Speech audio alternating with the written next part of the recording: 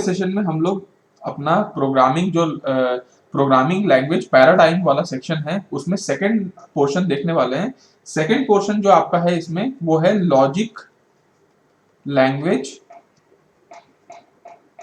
Programming. ठीक है, तो बेसिकली देखिए ये प्रोग्रामिंग करने का अलग अलग तरीका है पैराडाइम, जिसमें हम लोगों ने एक तरीके का प्रोग्रामिंग देखा कि आप कंप्यूटर को क्या करेंगे, स्टेटमेंट बोलते जाएंगे, ये करो फिर ये करो, और कैसे करना है वो भी आप बता देंगे। तो कंपाइलर जो है आपका कंप्यूटर है वो क्या करेगा कि उसको समझ जाएगा और जैसा आपने कहा है वैसा वो करके दिखाएगा आपको। तो इस टाइप का प्रोग्रामिंग इंपरेटिव प्रोग्राम जो है प्रोग्रामिंग कहते हैं। अब लॉजिक लैंग्वेज प्रोग्रामिंग में आप देखिए, आप इसके नाम में देखिए कि क्या है। इस टाइप के प्रोग्रामिंग में क्या होगा ना, लॉजिक दिया जाएगा। ठीक है, इस टाइप के प्रोग्रामिंग में कुछ फैक्ट दिया जाएगा और कुछ उससे कंप्यूटर को बोला जाएगा, कंपाइलर को बोला जाएगा कि आप इससे रिजल्ट निकालिए। ठीक है, इस टाइप के प्रोग्रामिंग का कॉन्सेप्ट ये होता है कि आप लॉजिक दे दीजिए और उस लॉजिक के दम पे कंपाइलर आउटपुट निकालेगा। ठीक है, इसको आम भाषा में एब्स्ट्रैक्ट मॉडल ऑफ कंप्यूटेशन भी कहा जाता है। ठीक है, ये कंप्यूटेशन का एक एब्स्ट्रैक्ट मॉडल है। एब्स्ट्रैक्ट का मतलब समझते हो, एकदम अलग टाइप का। तो ये अलग टाइप का मॉडल है, बिल्कुल एक दूसरे से जुदा जुदा टाइप का मॉडल है, जिसमें क्या किया जाता है, बेसिकली सॉल्व किया जाता है कुछ प्रॉब्लम्स को। जैसे मैंने आपको शुरू में ही कहा कि प्रॉब्लम्स को सॉल्व करने के तरीके को पैराडाइम कहते हैं। तो ये भी कोई प्रॉब्लम को सॉल्व कर रहा होगा, तो ये किस टाइप के प्रॉब्लम को इस प्रोग्रामिंग के तहत सॉल्व किया जाता है। तो इसमें ना लॉजिकल जो प्रॉब्लम्स होते हैं ना, ऐसे प्रॉब्लम्स जो लॉजिकल हो। ठीक है, जैसे कि मैं आपको बोलूं कि कोई क्विज टाइप का अगर है, ठीक है, जैसे पजल टाइप का कोई चीज है। आप लोग सुडोकू वगैरह खेलते होंगे कभी कभी, सुडोकू या नंबर सीरीज वगैरह आप देखते होंगे ना कि 1 है फिर 2 है फिर 4 है फिर आगे क्या होगा। ऐसा वाला जो ये सब क्या होता है, ये सब क्या एक प्रॉब्लम है। कौन से वाले प्रॉब्लम है जिसमें लॉजिकल लगाया जाता है, मतलब रीजनिंग टाइप के, जिसमें आप रीजन लगा सकते हो, लॉजिक लगा सकते हो। तो इसको सॉल्व करने के लिए, इस टाइप के प्रॉब्लम को सॉल्व करने के लिए जो अप्रोच लिया जाता है, उस अप्रोच को लॉजिकल लैंग्वेज पैराडाइम या लॉजिक लैंग्वेज प्रोग्रामिंग कहते हैं, है ना। इस टाइप के प्रोग्रामिंग में होता क्या है कि हमारे पास एक नॉलेज बेस होता है। ठीक है, हमारे पास एक नॉलेज का, जैसे मान लीजिए ये ही क्वेश्चन था। इस क्वेश्चन में हमको कुछ नॉलेज हमारे पास है कि 1 से 2 के बीच में डिफरेंस कितना आ रहा है, 1। 2 से 4 के बीच में डिफरेंस कितना आ रहा है, 2। तो हो सकता है यहाँ पे जो डिफरेंस आएगा वो 3 आएगा, तो 4 + 3 7 हो सकता है। तो यहाँ पे क्या है, पहले ही आपको एक नॉलेज बेस दे दिया गया है और इसके बेसिस पे आपको ये जो रिजल्ट है ये आपको निकालना है ना। तो लॉजिक प्रोग्रामिंग में क्या होता है, हमारे पास एक नॉलेज बेस होता है और इसके बेसिस पे हम लोग इसके बेसिस पे हम लोग आउटपुट निकालते हैं। ठीक है, तो देखिए इसका आपको मैं एक एग्जांपल के तौर पे बताता हूं कि आप इसको कैसे समझ सकते हैं। ठीक है, इसका एक एग्जांपल ले लीजिए। इसका एग्जांपल है, अगर मैं कंप्यूटर को ये बोलूं कि Alice likes everyone who likes logic। ये लाइन आप समझ पा रहे हैं क्या? Alice likes everyone who likes logic, ये एक स्टेटमेंट है। ठीक है, ये एक स्टेटमेंट है। इसका आउटपुट क्या क्या आ सकता है? क्या ये आउटपुट आ सकता है जो मैं लिख रहा हूं यहां पे कि एलिस लाइक्स लॉजिक। देखिए स्टेटमेंट में यही था कि एलिस हर किसी को पसंद करता है जो लॉजिक को पसंद करता है। तो ये आउटपुट तो हो सकता है ना कि एलिस खुद लॉजिक को पसंद करता होगा, तभी वो उस हर इंसान को पसंद करता है जो लॉजिक को पसंद करता है ना। साफ बात है। दूसरा इसमें आउटपुट ये भी आ सकता है कि एलिस लाइक्स हिमसेल्फ।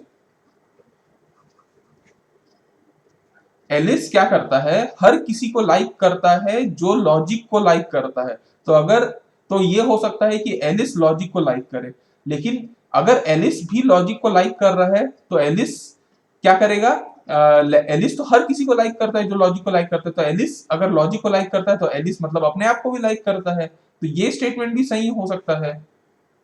तो आपने ये देखा कि एक स्टेटमेंट से एक लॉजिकल स्टेटमेंट आपने दिया है ना, इस लॉजिकल स्टेटमेंट से आउटपुट ये भी आ सकता है, आउटपुट ये भी आ सकता है। तो इस टाइप के प्रोग्रामिंग को कहते हैं लॉजिक लैंग्वेज प्रोग्रामिंग, जिसमें आपको लॉजिक देना है और उस लॉजिक के बेसिस पे आउटपुट आता है, that is called logic language programming. ठीक है, तो इसमें क्या होता है कि देखिए इस टाइप के प्रोग्राम में जो एग्जीक्यूशन होता है, मतलब इस प्रोग्राम को जब एग्जीक्यूट किया जाता है, इसका एग्जीक्यूशन बिल्कुल लगभग is very much like proof of mathematical statement. आप कभी बचपन में मैथमेटिकल स्टेटमेंट देखे होंगे, तो मैथमेटिकल स्टेटमेंट में भी ऐसा रहता था कि if x is equal to इतना, y इज इक्वल टू इतना, फिर z इज इक्वल टू क्या होगा, तो आप ये दोनों की वैल्यू के बेसिस पे फिर z की वैल्यू निकाल लेते थे, है ना। ये शायद आप लोग बचपन में करते होंगे, और मैथ्स में हमेशा ऐसा होता है कि लेट सपोज कि ये इतना है, y इतना है, और फिर आप ये निकालो, तो आपको एक नॉलेज दे दिया जाता है और उसके बेसिस पे आउटपुट निकाला जाता है। तो इसका जो मतलब आपको ये मैं बता रहा हूं कि इस प्रोग्राम का जो एग्जीक्यूशन हो रहा है वो एकदम मैथमेटिकल स्टेटमेंट के प्रूफ के जैसा ही है, कि मैथमेटिकल स्टेटमेंट को प्रूफ करते हैं अपन, उसके जैसा। ठीक है, इसके कुछ एग्जाम्पल आपको याद रखने चाहिए कि ऐसे कौन से, आपके दिमाग में आना चाहिए कि ऐसे कौन से प्रोग्राम है या प्रोग्रामिंग लैंग्वेज है जो इस टाइप का प्रोग्राम को यूज करता है। तो मैं आपको बता देता हूं कि एक है प्रोलॉग। ठीक है, प्रोलॉग एक बहुत बड़ा इंपॉर्टेंट लैंग्वेज है जो आपका लॉजिक लैंग्वेज प्रोग्रामिंग को फॉलो करता है। एक आपका एएसपी है, एक आपका डेटा लॉग है, ठीक है, एक टून टॉक करके है। तो ये सब ऐसे लैंग्वेज हैं, प्रोग्रामिंग लैंग्वेज है जो किसको फॉलो कर रहे हैं, लॉजिक लैंग्वेज प्रोग्रामिंग को। इसमें अगर आप देखें, जैसे इंपरेटिव में क्या था, स्टेप बाय स्टेप इंस्ट्रक्शन हो रहा था, ये करो फिर ये करो ये करो। लेकिन इसमें क्या है, इसमें आप ये वाले को भी आप ले सकते हैं लॉजिक, फिर इसको भी ले सकते हो। मतलब इसमें ऐसा नहीं है कि पहले ये स्टेटमेंट चालू होगा फिर ये स्टेटमेंट चालू होगा, ऐसा बिल्कुल नहीं है। ठीक है, तो इसमें आप ये वाला पॉइंट याद रखिएगा कि इसमें स्टेप बाय स्टेप इंस्ट्रक्शन नहीं होता। ठीक है, आपको ऐसा नहीं है कि स्टेप बाय स्टेप इंस्ट्रक्शन देना पड़ता है, no step by step instruction is needed. ठीक, इसमें आप देखेंगे तो ये किस टाइप का अप्रोच है, अगर देखें तो इसको ना एक और नाम दिया जाता है, इसको बोलते हैं डिक्लेरेटिव प्रोग्रामिंग अप्रोच। तो अगर आपको कोई क्वेश्चन में ऐसा बोलता है कि लॉजिक लैंग्वेज प्रोग्रामिंग को समझाइए, या फिर आपको बोला जाता है कि डिक्लेरेटिव प्रोग्रामिंग अप्रोच को समझाइए, तो आपको क्या समझाना है, लॉजिक लैंग्वेज प्रोग्रामिंग को, क्योंकि ये डिक्लेयर कर दे रहा है, पहले चीजों को डिक्लेयर कर दे रहा है कि भैया if x is equal to इतना, मतलब डिक्लेयर हो रहा है, उसके बाद आपको आउटपुट निकालने बोल रहा है। तो इस टाइप के प्रोग्रामिंग अप्रोच को क्या बोला जाता है, डिक्लेरेटिव प्रोग्रामिंग अप्रोच। फिर आपके दिमाग में ये आएगा कि इसके और क्या क्या फीचर्स होते हैं, मतलब इस प्रोग्रामिंग को अगर हम करना चाहें या सीखना चाहें तो हमको क्या क्या फीचर्स होता है। तो आप इसमें देखेंगे कि ये बड़ा भरोसेमंद टाइप का प्रोग्रामिंग है, मतलब ये आपको पहले से एक डेटाबेस रहता है, उसके बेसिस पे आप आउटपुट निकालते हो, तो ये रिलायबल है बेसिकली। ठीक है, और ये क्विकली डेवलप हो जाता है, मतलब इसको डेवलप करने के लिए बहुत ज्यादा दिमाग नहीं लगाना पड़ता, ये क्विकली डेवलप हो जाता है, क्विकली डेवलप। ठीक है, क्योंकि इसमें जनरली क्या होता है कि ट्रू और फॉल्स वाले स्टेटमेंट होते हैं, कि ऐसा है तो क्या होगा, ये ट्रू है या फॉल्स है। ठीक है, मतलब सही या गलत। तो ये क्या है, जल्दी डेवलप हो जाता है, लेकिन इसके कुछ डीमेरिट्स भी हैं। इसके अगर अच्छे फीचर्स हैं, एडवांटेज है, तो कुछ डीमेरिट्स भी हैं। डिसएडवांटेज ये है कि देखिए लॉजिक पहले आप देते हैं, फिर लॉजिक को समझता है एंड देन फिर उसको इंप्लीमेंट करता है, तो ये बड़ा स्लो एग्जीक्यूशन है। मतलब अगर आप इस टाइप के प्रोग्रामिंग को एग्जीक्यूट करने जाते हैं, रन करने जाते हैं, तो क्या होगा कि ये धीरे धीरे रन होगा, और वहां इंपरेटिव क्या है, उससे फास्ट होता है। तो इसका एक डिमेरिट तो आप ये समझ लीजिए कि एग्जीक्यूशन बड़ा स्लो स्लो हो रहा है। दूसरा आप ये समझ लीजिए कि आप हर बार ट्रू फॉल्स वाला टाइप का चीजों को देखते हैं कि या तो सही होगा या तो गलत होगा, तो ये हर बार कोई प्रॉब्लम को सॉल्व नहीं कर सकते, कई बार प्रॉब्लम दूसरे अंदाज में आता है। तो ट्रू फॉल्स के जो स्टेटमेंट्स होते हैं, लॉजिक स्टेटमेंट्स होते हैं, कैन नॉट सॉल्व। ठीक है, आप लिख सकते हैं can not solve most of the problem. जो दुनिया में मोस्ट ऑफ द प्रॉब्लम है, उसको आप सिर्फ हाँ या ना से सॉल्व नहीं कर सकते, मोस्ट ऑफ द प्रॉब्लम। हाँ, कुछ प्रॉब्लम को सॉल्व कर सकते हैं जिसका डेटाबेस है आपके पास, लेकिन हर प्रॉब्लम को आप ऐसे तो सॉल्व नहीं कर सकते इस अप्रोच से। तो ये इसका एक वो है। अगर आपको नहीं समझ में आया होगा तो मैं आपको एक और स्टेटमेंट देता हूं, आप इसका आंसर दीजिएगा। समझ लेता हूं कि आप एक कंपाइलर हैं और मैं आपको एक स्टेटमेंट देता हूं, आप मैं देखता हूं कि आपको शायद समझ में आया कि नहीं। एक स्टेटमेंट है, इसको आप ध्यान से देखिए। ये स्टेटमेंट है ड्यूरिंग वीकेंड, ठीक है, during weekend I either stay at home, ठीक है, and do all my stuff और गो आउटसाइड, ठीक है, टू डू ग्रुप वर्क, ठीक है। ये एक स्टेटमेंट है। आप लोगों को दोनों स्टेटमेंट दिख रहा होगा। फर्स्ट स्टेटमेंट ये कहता है कि ड्यूरिंग वीकेंड, मतलब जब वीकेंड हो जाता है तो या तो मैं घर में रहता हूं या तो मैं कोई काम करता हूं, ठीक है, घर में रहता हूं और काम करता हूं, और या तो मैं आउटसाइड ग्रुप वर्क में जाता हूं, ठीक है। एक स्टेटमेंट आपको ये लिखा है कि अगर वीकेंड है तो मैं या तो घर में रहूंगा और अपना काम करूंगा या तो मैं बाहर जाऊंगा। और दूसरा स्टेटमेंट ये बोल रहा है कि इस वीकेंड मैं घर पे नहीं हूं, ठीक है। तो इससे आप आउटपुट क्या निकालेंगे? बिल्कुल सही बात है। देखिए इस स्टेटमेंट में ये बोल रहा है कि इस वीकेंड या वीकेंड के दौरान मैं या तो घर में रहता हूं और अपना काम करता हूं या तो बाहर जाता हूं। और ये सेकंड स्टेटमेंट बोल रहा है कि इस वीकेंड मैं घर में नहीं हूं। तो भैया ये बोल रहा है कि वीकेंड के समय या तो मैं घर में रहता हूं या बाहर जाता हूं, और ये बोल रहा है कि मैं घर में नहीं हूं। तो आपको ये तुरंत समझ में आ जाना चाहिए कि ये जो है वो क्या कर रहा है, इस वीकेंड में आई एम आउटसाइड, ठीक है, I am outside to do group work, ठीक है। ये क्लियर कट समझ में आ रहा है क्योंकि वो तो वीकेंड में घर में है नहीं तो कहां जाएगा, वो तो बोल ही रहा है कि मैं वीकेंड में या तो घर में रहता हूं या बाहर जाता हूं। तो घर में नहीं है तो ऑब्वियसली कहां जाएगा, बाहर जाएगा। तो ये मैं आपको समझाना चाह रहा था कि अगर आपको कंपाइलर को स्टेटमेंट दे दिया जाए लॉजिक का तो उससे आउटपुट निकाला जा सकता है। आपका भी दिमाग आउटपुट निकाल लिया, वैसे कंप्यूटर भी निकाल लेगा। तो इस टाइप के प्रोग्राम लॉजिक प्रोग्रामिंग को, मतलब इस टाइप के अप्रोच को क्या बोलते हैं, लॉजिक प्रोग्रामिंग। अब हम लोग नेक्स्ट जो प्रोग्रामिंग लैंग्वेज पैराडाइम है उसको हम लोग देखते हैं। थर्ड जो प्रोग्रामिंग लैंग्वेज है ये काफी इंपॉर्टेंट है, इसको बोलते हैं ऑब्जेक्ट ओरिएंटेड प्रोग्रामिंग। ये खुद में इतना इंपॉर्टेंट है कि ये खुद में 4 नंबर का ये क्वेश्चन पूछा जा सकता है, और हो सकता है 8 नंबर में भी पूछ दे अलग से। और ऐसे वैसे उम्मीद है कि प्रोग्रामिंग लैंग्वेज पैराडाइम को ही 8 नंबर में पूछेगा, लेकिन ये 4 नंबर के लायक तो आपको पूछे ही जा सकता है। तो आप क्या करिएगा, इसको पहले समझते हैं ये क्या होता है। अब हर चीज को पहले तो आप शाब्दिक अर्थ समझिए कि ये टॉपिक में क्या छुपा हो सकता है।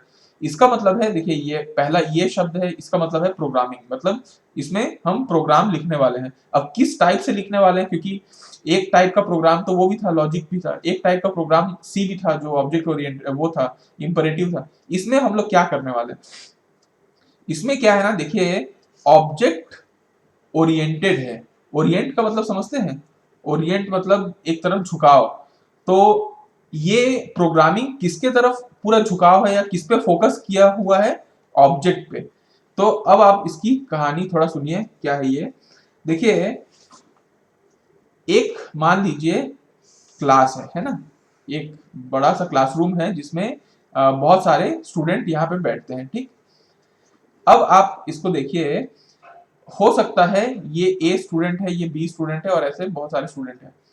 अब अगर मैं इस पूरे क्लास का हाइट, एवरेज हाइट अगर निकालना है मेरे को, तो मैं क्या करूंगा, सारे हाइट को ऐड कर दूंगा और टोटल नंबर से डिवाइड कर दूंगा, है ना। तो पूरे क्लास की एक हाइट आ जाएगी। वैसे ही अगर मेरे को पूरे क्लास के समूह की बात कर रहा हूं मैं, तो सारे समूह का मेरे को अगर वेट निकालना है या कुछ भी निकालना है, हाइट कुछ भी निकालना है, तो मैं क्या कर रहा हूं, पूरे समूह की बात कर रहा हूं, है ना। तो इस पूरे समूह को क्या बोला जाता है, क्लास बोला जाता है, ये याद रखिएगा, है ना, क्लास। ये जो छोटा सा ये इंसान है जो उस क्लास के अंदर में है, इसको बोलते हैं ऑब्जेक्ट। याद रहेगा, ठीक है। मतलब हाँ, तो अगर हम लोग क्या करते हैं, अभी हम लोग क्या करने वाले हैं इस टाइप के प्रोग्रामिंग में ना, हम लोग पूरे जो प्रोग्राम है इसको ना ऑब्जेक्ट और क्लासेस के फॉर्म पे लिखने वाले हैं। तो आप ये सब इसलिए मेरे को आपको ये बताना पड़ा कि ऑब्जेक्ट क्या होता है और क्लास क्या होता है, क्योंकि इस टाइप के प्रोग्राम में, ये जो हम लोग ऑब्जेक्ट ओरिएंटेड प्रोग्राम बोल रहे हैं, इस टाइप के प्रोग्राम में हम लोग जो प्रोग्राम लिखते हैं, अब प्रोग्राम मतलब समझ रहे हैं ना, सेट ऑफ इंस्ट्रक्शन है ना, सेट ऑफ कोड। तो इस टाइप के प्रोग्राम में जो हम लोग इंस्ट्रक्शन लिखेंगे उसमें हमारा मेन फोकस रहेगा इस पे, ऑब्जेक्ट पे, ठीक है। इसीलिए इसका नाम है ऑब्जेक्ट ओरिएंटेड प्रोग्रामिंग। मतलब ये ऑब्जेक्ट क्या है, अगर कोई पूछेगा तो आप क्या बोलेंगे, ऑब्जेक्ट क्या है, ऑब्जेक्ट एक स्मॉलेस्ट यूनिट है।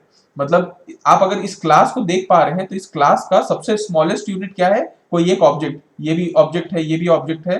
तो पहली बात तो आप ये समझिए कि ऑब्जेक्ट क्या है। तो ऑब्जेक्ट को अगर मैं डिफाइन करूं तो ऑब्जेक्ट क्या है, कोई भी क्लास का, ठीक है, एक सबसे smallest and basic entity, entity का मतलब कोई यूनिट किया, ठीक है। तो ये सबसे स्मॉलेस्ट और बेसिक एंटिटी है, और हर प्रकार का, ऑल काइंड ऑफ कंप्यूटेशन, जो भी कंप्यूटेशन है वो इसी पे होने वाला है। मतलब आप जो प्लस माइनस करते हैं, मान लीजिए आप 2 + 2 करते हैं, तो ये क्या है, ऑब्जेक्ट है ना। तो इस पे हम लोग कंप्यूटेशन करने वाले हैं छोटा सा। तो हर प्रकार का कंप्यूटेशन किस पे होगा, ऑब्जेक्ट पे होगा, है ना, ठीक है। तो इसीलिए इस टाइप के प्रोग्रामिंग को क्या कहा जाता है, ऑब्जेक्ट ओरिएंटेड प्रोग्रामिंग। मतलब कि ऐसा प्रोग्रामिंग अगर हम लोग करने वाले हैं जिसमें हम लोग सिर्फ ऑब्जेक्ट पे ही बात करेंगे। और ऑब्जेक्ट क्या है, तो ऑब्जेक्ट बोलेंगे ये एक छोटा सा डेटा है। जैसे हम लोग किसी डेटा की बात कर रहे हैं, हम लोग दुनिया भर के, जैसे मैंने आपको बोला प्लस करना है, वैसे दुनिया भर के और भी बहुत सारे प्रोग्राम होंगे। प्रोग्राम में जो डेटा होगा उसी को ऑब्जेक्ट कहा जाता है, ठीक है। तो डेटा पे ही सारा कुछ कंप्यूटेशन परफॉर्म होगा। जैसे मैंने आपको बोला 2 + 2 है, तो ये 2 भी एक ऑब्जेक्ट है, ये भी एक ऑब्जेक्ट है, इसी पे परफॉर्म हो रहा है कंप्यूटेशन, प्लस इसी पे हो रहा है। तो ऑब्जेक्ट का मतलब अगर आप अब शायद समझ रहे होंगे कि एक क्लास, एक समूह का एक छोटा सा वर्जन को, सबसे छोटा यूनिट को ऑब्जेक्ट कहा जाता है, जिसपे सारा कुछ परफॉर्मेंस कंप्यूटेशन होता है। अब इस ऑब्जेक्ट को क्या किया जाता है, ऑब्जेक्ट, ठीक है, और फंक्शन को, अब आपके दिमाग में आएगा कि सर ये फंक्शन क्या होता है। तो फंक्शन के रूप में मैं आपको बताता हूं कि देखिए, मान लीजिए, एक मैं हमेशा एक एग्जांपल लेता हूं कि अगर मेरे को मान लीजिए मैटलैब एक सॉफ्टवेयर है, इस सॉफ्टवेयर में मेरे को क्या कराना है, एक मान लीजिए क्या कराना है, चलिए रीड कराना है। एक इमेज को मेरे को लाना है और उसको एक ए नाम का वेरिएबल को असाइन कर देना है कि जब मैं कभी ए बोलूंगा तो वो इमेज आ जाएगा, है ना। तो इमेज को रिफर किया जाएगा। तो इसके लिए मैं क्या लिखता हूँ, आई एम रीड, ये एक कमांड है मान लीजिए, और इसका एक सिंटेक्स है, मतलब लिखने का तरीका है ऐसा कुछ। इसमें कोई पाथ हो जाएगा, मान लीजिए डी ड्राइव में ऐसा कहीं पे जगह लोकेशन होगा, ये पाथ होगा, है ना। और इसको मैं नाम दे दिया ए। इस इंस्ट्रक्शन से क्या समझ में आता है कि इस पाथ में जो इमेज होगा, इमेज आई एम इमेज होगा, उसको रीड करो और उसको ए नाम के वेरिएबल को बराबर कर दो। मतलब जब कभी भी आगे जाके मैं क्या करूंगा, आई एम राइट मान लीजिए किया ए, तो क्या होगा कि कोई भी इमेज उसमें चला जाएगा, है ना। तो बेसिकली देखिए, यहाँ पे अगर आप देख पा रहे होंगे तो मैं क्या कोई लंबा चौड़ा कोड लिखा क्या इसको लाने के लिए, एक कोड वो नहीं लिखा, मैं सिंपल लिख दिया आई एम रीड। तो क्या होता है कि हम लोग ना बहुत सारा बड़ा बड़ा कोड लिखते हैं और उसका एक छोटा सा वो बना देते हैं कि फंक्शन बना देते हैं। जैसे मान लीजिए बहुत बड़ा कोड होगा, उसका एक फंक्शन बना दिया आई एम रीड। तो अब मैं कहीं पे भी आई एम रीड लिखता हूं तो अल्टीमेटली ये प्रोग्राम रन होता है ना। तो इसको बोलते हैं फंक्शन। तो आप अब समझ पा रहे होंगे कि इसमें डेटा क्या था, तो डेटा ये था, है ना, और फंक्शन क्या था, ये फंक्शन था। तो आपका डेटा जो है, डेटा या फिर इसको आप ऑब्जेक्ट कह दीजिए, तो ऑब्जेक्ट और फंक्शन, इसको क्या किया जाएगा, इसको जैसे ऐसे बहुत सारे फंक्शंस होंगे, डेटा होंगे, इसको क्या किया जाएगा, ऐसे लाइन बाय लाइन बहुत सारे होंगे, इनको एक क्लास बना दिया जाएगा, है ना। इस टाइप के प्रोग्रामिंग में होता क्या है कि डेटा और ऑब्जेक्ट, डेटा या ऑब्जेक्ट और फंक्शन को एक मैप कर दिया जाता है, मतलब एक क्लास के अंदर में डाल दिया जाता है। इस क्लास इस मतलब इस पूरे समूह को क्या बोला जाता है, क्लास, है ना। तो अब आप लोगों को शायद समझ में आ रहा होगा कि इस छोटे छोटे जो डेटा ऑब्जेक्ट है और फंक्शन है उसको मैप करके कहाँ डाल दिया गया, क्लास के अंदर। तो अगर मैं पूरा का पूरा समूह की बात करूं तो आप बोलेंगे क्लास को बोल रहे हैं, लेकिन अगर मैं किसी एक पर्टिकुलर चीज की बात करूं तो क्या बोलेंगे, ऑब्जेक्ट की बात हो रही है। तो अल्टीमेटली मैं आपको ये समझाना चाह रहा था इस पूरे प्रोग्रामिंग अप्रोच का तरीका, कि इस प्रोग्रामिंग अप्रोच में क्या किया जाता है कि हम लोग छोटे छोटे ऑब्जेक्ट रहते हैं, डेटा रहता है, डेटा को एक क्लास में कन्वर्ट कर देते हैं और फिर उसकी प्रोग्रामिंग होती है। तो इस पूरे प्रोग्रामिंग में ऑब्जेक्ट और क्लासेस में प्रोग्रामिंग की जाती है। तो अब मैं आपको इसके कुछ लिखित पॉइंट बताता हूं। इसमें अगर मैं ऐसा बोलूं कि इस टाइप के प्रोग्रामिंग अप्रोच में मोर एम्फेसिस दिया जाता है इज ऑन डेटा। इसमें पूरा का पूरा, इसलिए नाम ही छुपा है ऑब्जेक्ट ओरिएंटेड प्रोग्रामिंग। मतलब इसमें देखिए, इंपरेटिव की अगर बात करूं, लॉजिक की बात करूं, तो आप कहीं नहीं देखेंगे उसमें क्या था, हाउ टू डू। याद है, हाउ टू डू पे ज्यादा फोकस था कि कैसे आप प्रॉब्लम को सॉल्व करेंगे।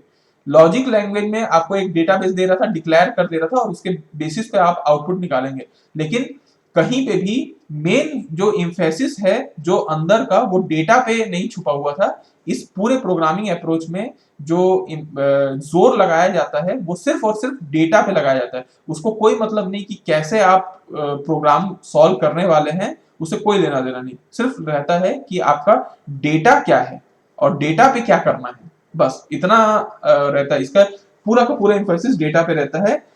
इस टाइप के अप्रोच को, जैसे उसके लॉजिक को डिक्लेरेटिव अप्रोच कहा जाता है, इस टाइप के अप्रोच को मॉड्यूलर प्रोग्रामिंग अप्रोच भी कहते हैं। तो अगर आपको कोई क्वेश्चन पूछता है कि मॉड्यूलर प्रोग्रामिंग अप्रोच क्या होता है, तो आप इसमें बता सकते हैं, है ना। तो मॉड्यूलर का मतलब होता है मॉड्यूल्स में तोड़ देना। मॉड्यूल्स मतलब वही जो मैं क्लास को बोल रहा हूं, एक समूह को बोल रहा हूं, उसको मॉड्यूल भी बोलते हैं, क्लास भी बोलते हैं। और छोटे वाले जो अंदर में रहते हैं उसको ऑब्जेक्ट या डेटा कहा जाता है ना। ये ऐसा प्रोग्राम अप्रोच है, इस तरीके से हम लोग ऑलमोस्ट इस तरीके से can handle almost all kind of real life problem. ठीक है, इसमें रियल लाइफ प्रॉब्लम, ऑलमोस्ट हर प्रकार के रियल लाइफ प्रॉब्लम इस तरीके से सॉल्व किए जा सकते हैं। इसीलिए ऑलमोस्ट यही वाला जो प्रोग्रामिंग है वो ऑलमोस्ट सब लोग फॉलो करते हैं। तो देखिए, रियल लाइफ प्रॉब्लम्स के लिए, तो जैसे आप पूछेंगे कि सर कौन से प्रोग्रामिंग लैंग्वेज है जो इस टाइप के अप्रोच को फॉलो करते हैं, तो मैं आपको बोलूंगा कि जावा इस टाइप के प्रोग्रामिंग अप्रोच को फॉलो करता है। ठीक है, आप जितना गेम्स वगैरह खेलते हैं सब जावा में डेवलप होता है। आप सी प्लस प्लस की बात करें, जैसे सी अकेला जो है वो इंपरेटिव होता है ना, उसमें आपको हर चीज बताना पड़ता है, हाउ टू डू सब चीज बताना पड़ता है। इसमें नहीं होता, सी प्लस प्लस में ऑब्जेक्ट ओरिएंटेड प्रोग्रामिंग चलता है। विजुअल बेसिक, ठीक है, विजुअल बेसिक इसमें होता है। डॉट नेट वगैरह जो लैंग्वेजेस होते हैं वो सब जो मोस्टली चलते हैं मार्केट में, जिससे सारा चीज डेवलप होता है, वो सब रियल लाइफ प्रॉब्लम वाले जो हैं वो सब इन्हीं मॉड्यूलर प्रोग्रामिंग अप्रोच को फॉलो करते हैं, ऑब्जेक्ट ओरिएंटेड प्रोग्रामिंग को। अब इसमें कुछ अच्छी बातें हैं, वो अच्छी बातों को आप याद रखिएगा। इसके मैं आपको एडवांटेज बताता हूं कि क्या क्या एडवांटेज है। तो देखिए, इसमें तो सबसे पहला एडवांटेज ये है कि ये डेटा सिक्योरिटी पॉइंट पे काम करता है। डेटा सिक्योरिटी मतलब आप समझ रहे हैं ना, कि यहाँ पे एक डेटा है जिसपे पूरा का पूरा जोर है। डेटा मतलब ऑब्जेक्ट, ऑब्जेक्ट ओरिएंटेड प्रोग्रामिंग है। इसमें डेटा बहुत सिक्योर रहता है, मतलब इसमें सारा कुछ जो है वो ऑब्जेक्ट में है और ऑब्जेक्ट को मैप कर दिया गया है क्लास के अंदर। मतलब आप ये बोल सकते हैं कि एक छोटा सा, मान लीजिए एक पेन है, पेन को रैप कर दिया गया गिफ्ट पेपर में, मस्त रैप कर दिया गया 10 पेन को, है ना। तो आपका पेन सुरक्षित रहेगा कि नहीं, क्योंकि ये तो रैप हो चुका है ना पूरा, एक मॉड्यूल उसमें क्लास में पूरा वो हो चुका है, छुप चुका है। तो इसमें आपका जो डेटा है वो सिक्योर रहता है। बाकी सब में क्या होता है, जैसे सी प्रोग्रामिंग वगैरह में, इंपरेटिव में, डेटा प्रोग्राम के अंदर ही रहता है। तो आपको क्या होता है कि कभी भी कोई मतलब छेड़खानी होता है या कुछ भी होता है, डेटा आपका सिक्योर नहीं होता बेसिकली, क्योंकि वो ओपन रहता है। लेकिन इसमें क्या है, वो रैप हो जाता है क्लास के अंदर में, तो डेटा इसमें सिक्योर रहता है। ठीक है। दूसरा चीज इसमें ये है कि एक नाम याद रखिएगा, डेटा एब्स्ट्रैक्शन। डेटा एब्स्ट्रैक्शन का मतलब यही होता है डेटा को छुपाना। इसी को इनकैप्सुलेशन भी कहा जाता है बेसिकली। देखिए, इनकैप्सुलेशन का मतलब होता है रैप करना। ठीक है, रैप करना मतलब वही गिफ्ट पेपर रैप कर देते हैं ना, मतलब उसको ऊपर में क्लासेस, एक ऑब्जेक्ट को क्लास के अंदर में रैप कर देते हैं, इसको बोलते हैं रैपिंग। इसको आम भाषा में इनकैप्सुलेशन भी कहते हैं। जैसे आप कभी बचपन में या अभी भी कैप्सूल खाए होंगे, कभी देखे हो, रंग बिरंगा कैप्सूल रहता है, लाल कलर का, पीला कलर का। उसमें क्या रहता है, उसके अंदर पाउडर रहता है और वो कैप्सूल के फॉर्म पे रहता है। मतलब क्या कि आपको जो मेन चीज खाना था उसको आपने अंदर रैप कर दिया है ना, तो रैपिंग को बोलते हैं इनकैप्सुलेशन। तो इसमें ऑब्जेक्ट किस में रैप हो जाता है, क्लासेस में रैप हो जाता है। एब्स्ट्रैक्शन का मतलब होता है छुपाना हिंदी में, है ना। तो आप अगर कोई चीज को अंदर रैप कर दे रहे हो तो आप ये बोल सकते हो क्या कि उसको छुपा दे रहे हो, है ना। तो डेटा भी ऐसे ही हो जाता है, छुप जाता है और क्या क्लासेस बाहर रहते हैं। तो डेटा एब्स्ट्रैक्शन होता है इसमें, डेटा एनकैप्सुलेशन होता है इसमें। इनहेरिटेंस प्रॉपर्टी भी होती है। इनहेरिटेंस प्रॉपर्टी का मतलब होता है हेरिट, मतलब हेरिडिटी, एक से दूसरे में आना। जैसे डीएनए होता है ना, आप लोग देखे होंगे माता पिता से बच्चों में भी आ जाता है, वैसे ही इनहेरिटेंस होता है। एक मान लीजिए एक क्लास है, क्लास में एक छोटे छोटे और सब क्लास बना दिया गया और उसके अंदर में छोटे छोटे ऑब्जेक्ट हैं। हो सकता है कि आपका देखिए पूरे मान लीजिए अगर अपन सिर्फ पूरे ऑब्जेक्ट की बात करें तो पूरे ऑब्जेक्ट में जो प्रॉपर्टी है, मान लीजिए इसका जो एवरेज हाइट है वो 15 सेंटीमीटर आ रही है मान लीजिए। तो अगर आप सिर्फ इस सब क्लास का एवरेज हाइट निकालेंगे तो वो भी उसके आसपास ही आएगा लगभग। मतलब ये है कि जो प्रॉपर्टी मेन क्लास में होती है वही सब क्लास में भी आ जाती है। मतलब इसमें प्रॉपर्टी पेरेंट क्लास, पेरेंट मतलब जो बड़ी क्लास है ना, और पेरेंट क्लास से जो आती है चाइल्ड क्लास में, इसकी प्रॉपर्टी आ जाती है। मतलब जो इसकी प्रॉपर्टी होगी पूरे बड़े समूह में, वही छोटे समूह में भी वो प्रॉपर्टी मौजूदा होगी, है ना। तो इसको बोलते हैं इनहेरिटेंस प्रॉपर्टी। मतलब इस टाइप के प्रोग्रामिंग में अपन ऑब्जेक्ट और क्लासेस में अपन प्रोग्रामिंग करने वाले हैं। तो अगर कोई बड़ा क्लास है उसका छोटा छोटा और क्लास है, तो पेरेंट क्लास से चाइल्ड क्लास में जो अगर पेरेंट क्लास में प्रॉपर्टी थी वो प्रॉपर्टी चाइल्ड क्लास में भी आ जाती है। तो इसको बोलते हैं आपका इनहेरिटेंस प्रॉपर्टी। तो आप याद रखिएगा, वैसे तो ऑब्जेक्ट ओरिएंटेड प्रोग्रामिंग को शॉर्ट फॉर्म में ओप कहा जाता है, ऑब्जेक्ट ओरिएंटेड प्रोग्रामिंग। इसमें तीन प्रॉपर्टी आप हमेशा याद रखिएगा, एब्स्ट्रैक्शन, एनकैप्सुलेशन और इनहेरिटेंस। ये तीन प्रॉपर्टी हमेशा याद रखिएगा, है ना। उसके बाद अगर आप सबसे अच्छी बात यह होती है कि इसमें कोड रीयूजेबिलिटी होती है। ठीक है, कोड को आप बार बार रीयूज कर सकते हैं, है ना।